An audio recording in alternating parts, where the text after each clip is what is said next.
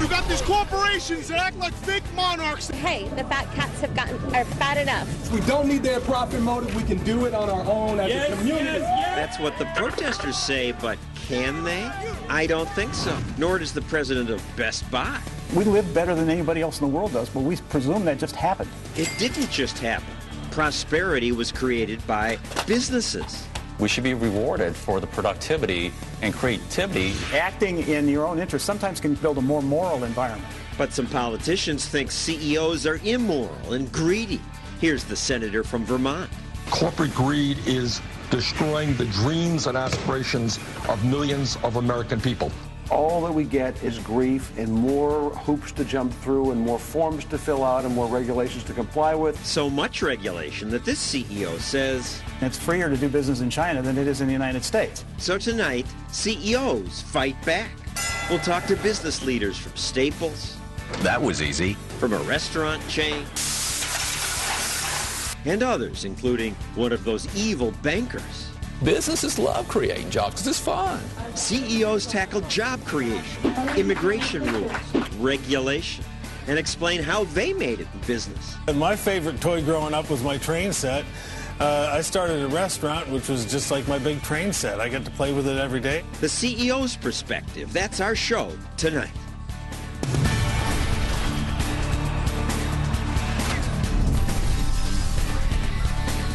And now, John Stossel. Who creates jobs? Somehow many Americans believe it's the government. When I ask people outside this office, what do they want government to do? Some said things like this. More jobs. Yes. More jobs. Why would they think government can create jobs? Partly because politicians tell them that. My job is to create jobs. President Obama was a job creator from day one. It's a plan that will trigger the creation of millions of new jobs for Americans. What hubris. Politicians don't create jobs. Government has no money of its own. All government does is take from some people and give it to others. That creates jobs here, but the money taken from the private sector over here means the private sector now has less to spend on job creation. The only people who create sustainable jobs and real wealth are private businesses. Some CEOs are upset that people don't understand that, and they don't.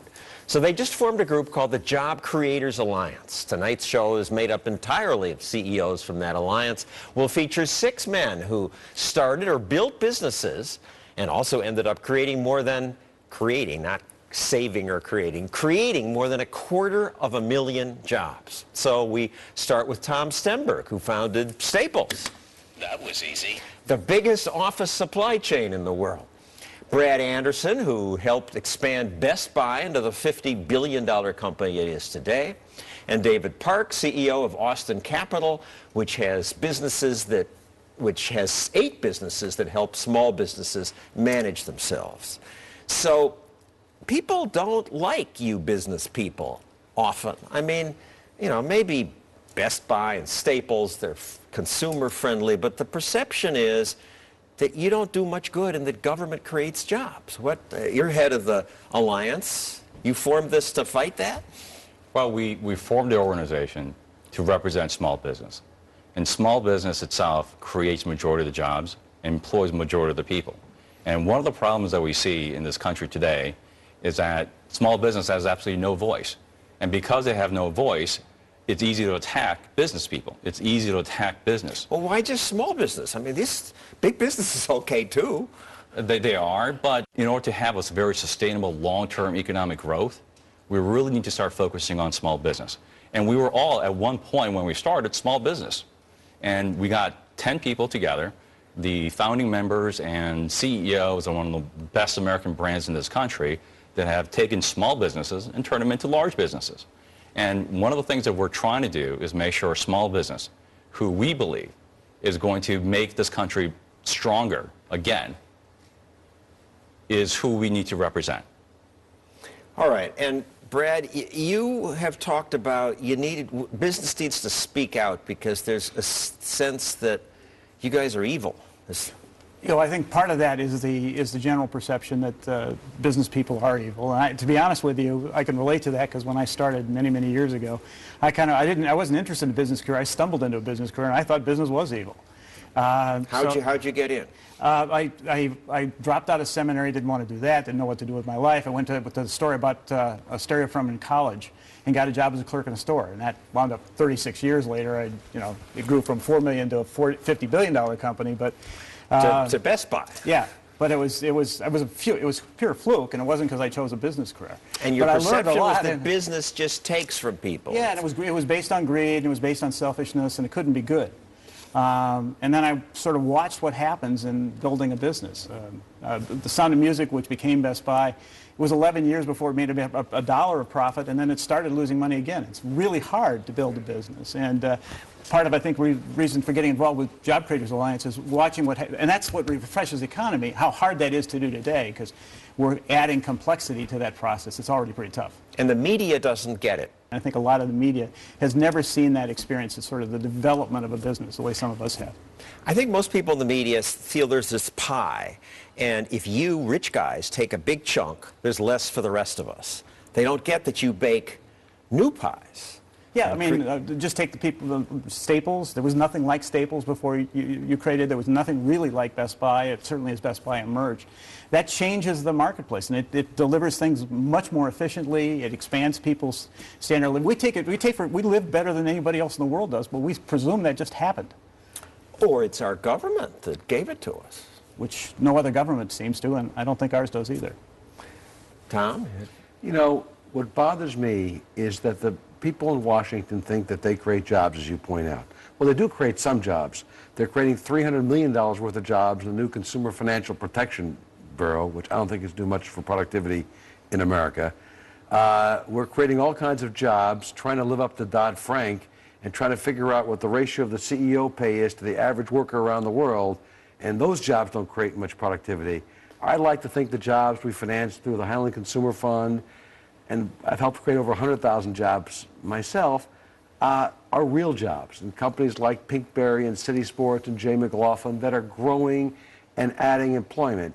And yet, as Brad points out, these are new jobs you've created with your new venture capital firm. And these are brand new jobs, and yet, as Brad points out, all that we get is grief and more hoops to jump through and more forms to fill out and more regulations to comply with. And we got to post a sign in our lunchroom. This is what was just added in regulations last year by the NLRB. We got to post in our break rooms that you ought to be encouraged to go join a union. Well, this is ridiculous. This does nothing for productivity. And I get a sense that a big part of David's income, his whole company, is helping these companies do compliance. I hadn't even heard this word compliance, and now I see every business has to have a compliance department, and I mean, it's really a parasite like. They just suck away from creativity. Growing investment segments in venture capital is compliance software. Mm-hmm. That's awful, right? It's not wealth creation. Absolutely not. How did you start Staples? Well, it started being unemployed, looking for something to do, the truth be known.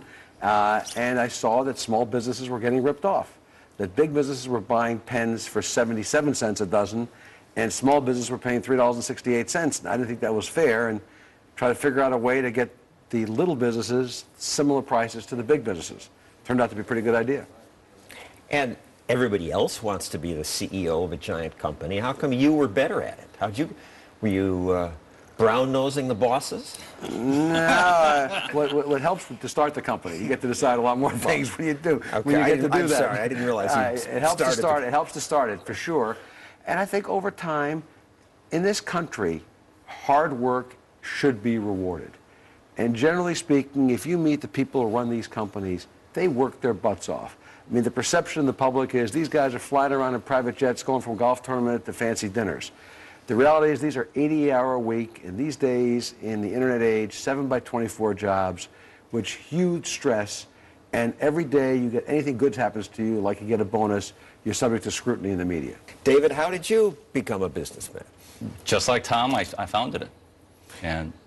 And you came to America, you're an immigrant, you came when you were 6 years old?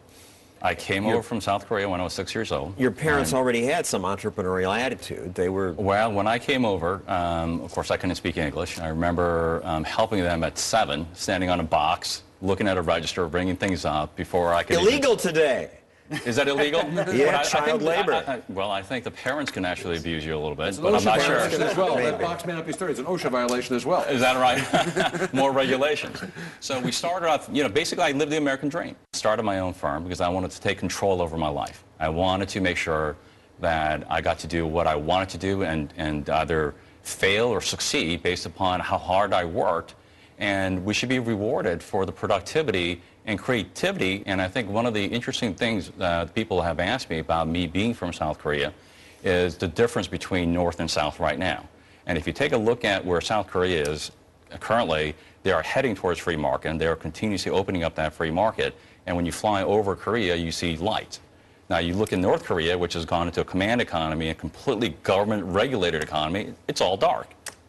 So, and I think we have a picture that you can see that, light and dark. But if it becomes harder and harder for you to be entrepreneurial because of the regulation, because it is far harder to get financing, then you're actually going towards darkness. You're actually going towards a regulated economy that we know doesn't work. Some people would say, yes, we know it does work. Look at China. That's a managed economy. They have 5-year plans, and they're outgrowing us. That's actually the argument in the other direction. Because China was dark. That's right. And as it's pulled off the strings off people, all of a sudden the lights have come on. And there are lots of places where China has less regulation. It's freer to do business in China than it is in the United States. So that's actually proof of the premise from my lens. That's right. Now, recently, Rush Limbaugh took heat by saying greed fed more mouths than charity. And I read on the web, people, oh, what a disgusting person. How can he say this? One of the things that drives me crazy on this issue is if you look at evolution, if you believe in evolution, then you believe that the species survives based on a struggle, that the fittest survive based on an ability to do what others don't do. I'm not arguing in favor of greed, but acting in self-interest. My dad's a pastor, and I did a speech in front of a group of retired pastors trying to argue that one of the biggest surprises I had was that acting in your own interest sometimes can build a more moral environment. Like, if I'm an employer, the first thing I want to do is I want to know I can trust you. Otherwise, if I can't trust you, then... You know, people perceive what entrepreneurs do as greed. Every entrepreneur I know just about, his first or her first primary motive was to change the world. When Pierre Madar and Meg Whitman built up eBay, it wasn't to make a lot. They made a lot of money, but that wasn't their motive. Their motive was to make it easier for small businesses to do commerce and to sell. My motive was to help small businesses save and to have a lot of fun doing it. I made some money along the way, and that was great, but that wasn't the motive for most of us. I would argue even if it was, that's okay too, because business can't use force. Thank you, David Park, Brad Anderson, Tom Stenberg. These three alone helped create more than 200,000 jobs. Coming up, more CEOs, more job creators. We'll talk about where the best workers are and regulation. That's, as I said, is a sample of the rules that today's CEOs have to obey. My next guests say because of those rules, today they could not build the companies they once built. Be right back.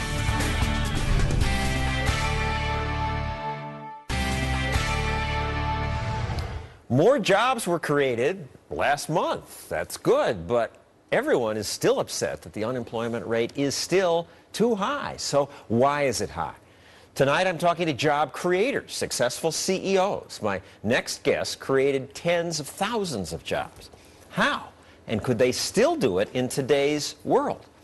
Joining us now is John Allison, former boss of BB&T, the 12th biggest bank in America.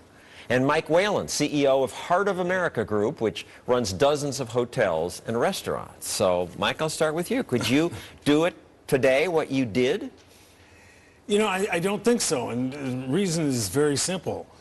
I had to have some bankers on Main Street, small guys, would come and look me in the eye and say, Mike, you know, maybe you don't have a lot of credit, maybe you don't have a lot of cash, but I believe in you. And that character loan is the kind of thing that you do in the beginning, that seed capital. They're almost like venture capitalists. They're almost like small-town bankers. They have to pick and choose which one is going to pay us back. They do, and it isn't an underwriting standard that can be dictated by Dodd-Frank with 55 pages. It's kind of a gut instinct. I believe in you. I think you're going to do it. And you go back to the same group of small guys. out there in little towns. You're one of the once small guys. You lent money to people like